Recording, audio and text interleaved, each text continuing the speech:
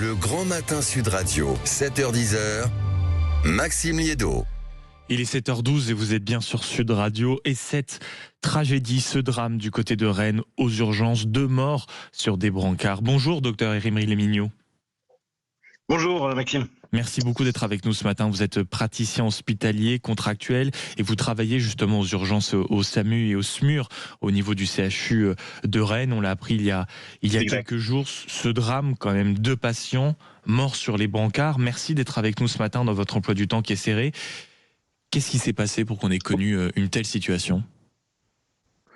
Alors moi je n'étais pas présent sur cette nuit et cette journée où il y a eu ces décès. Je laisse le soin à la direction de l'hôpital et au secteur communication qui communique déjà là-dessus.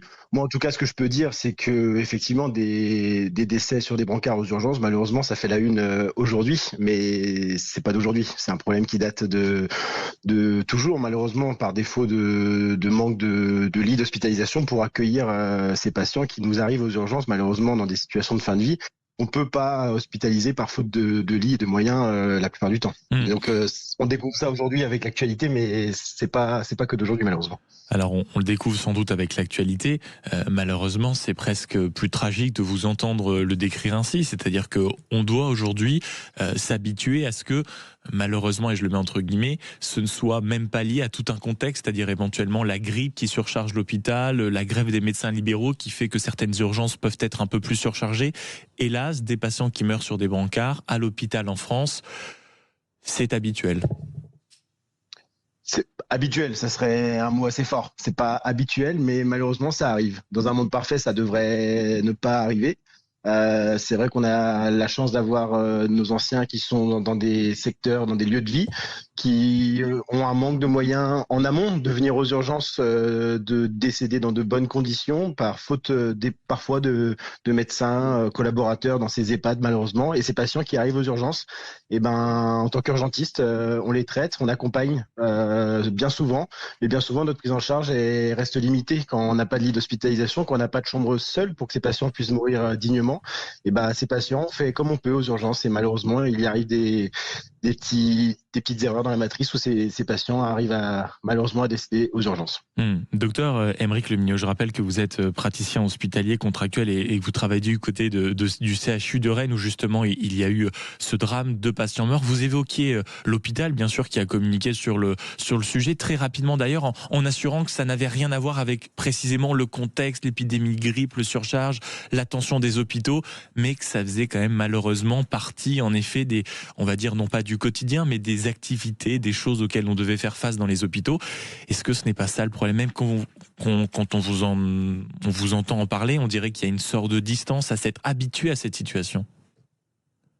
Oui, on y est habitué. Donc c'est pour ça, moi je suis persuadé que ces 2 décès sur des brancards dimanche dernier ne sont pas la conséquence directe de la surcharge liée à la grippe ou liée à la grève. On a un nombre de passages aux urgences à Rennes qui est bien augmenté ces derniers temps.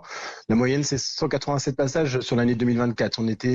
Moi, je suis arrivé au CHU à Rennes depuis cet été, simplement. J'y ai travaillé un peu ponctuellement depuis 2 ans. Et le nombre de passages est déjà bien au-dessus de cette moyenne-là depuis quelques jours, avec des pics donc bien élevés à 280 personnes là qu'il y a eu lundi dernier, par exemple. Donc 100 personnes de plus en moyenne. Pas en moyenne, mais un pic à 100 personnes de plus sur une journée pour un effectif. Alors nous, on a eu des renforts médicaux qui se sont mis en place. Là, depuis quelques jours, l'accès est régulé aux urgences 24 heures sur 24, ce qui permet un petit peu de trier un peu en amont les patients qui arrivent aux urgences. Maintenant, le problème reste le même, c'est sur nos lits d'hospitalisation. Pour pouvoir...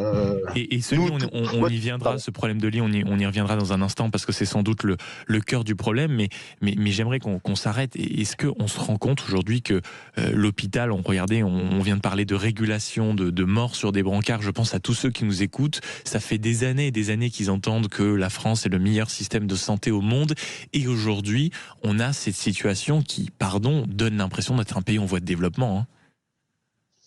Un petit peu. C'est vrai que quand on y est tous les jours...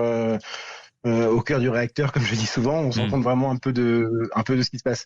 Nous, tous les matins, aux urgences à Rennes, quand on prend notre poste à 8h30, on a à peu près la moitié des patients dont on a sous notre responsabilité qui ont une prise en charge qui est terminée, c'est-à-dire qui ont soit un diagnostic posé, une indication d'hospitalisation, soit l'absence de diagnostic posé et aussi une indication d'hospitalisation, pour lesquels on doit encore poursuivre la prise en charge en tant qu'urgentiste, alors que normalement, moi j'ai fait de la médecine d'urgence, pas pour traiter les gens pendant plusieurs jours et plusieurs heures.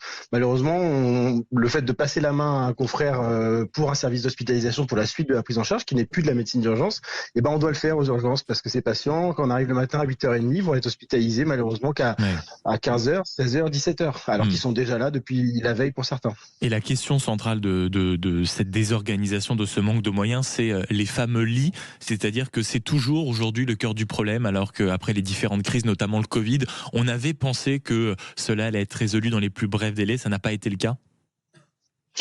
Non, mais ça n'a pas été le cas. Après, j'ai pas les chiffres sur les politiques récentes en termes du nombre de lits d'hospitalisation, mais je pense pas que ça, malgré le Covid, les lits d'hospitalisation ont été en augmentant depuis ces 10 dernières années.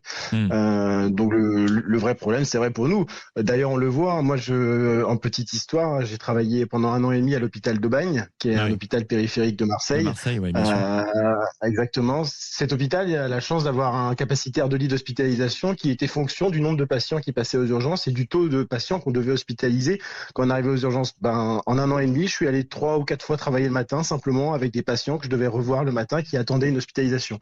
Ça enlève quand même une certaine pénibilité au travail d'arriver le matin et de voir que des patients en cours de prise en charge ou les nouveaux à voir dans la journée. Ça, c'est une petite exception dans l'hôpital public, l'hôpital d'Aubagne, parce que j'ai connu ça nulle part ailleurs quand j'ai fait des remplacements ponctuels dans d'autres hôpitaux de France ou quand je suis passé pendant mes internats, pendant ma formation. C'est clairement une exception. Là, c'est pas du tout le cas. On en est très très loin. Et ça ne devrait pas, c'est plutôt l'hôpital d'Aubagne du côté de Marseille qui devrait être la norme et non pas l'exception. Merci beaucoup, docteur Aymeric Le Mignot, d'avoir été avec nous ce matin. Je rappelle, praticien hospitalier du côté du CHU de Rennes qui a connu malheureusement 2 décès sur des brancards. Et il me semblait suffisamment important, vu de la gravité de la situation, d'y revenir ce matin sur Sud Radio. Il est 7h19.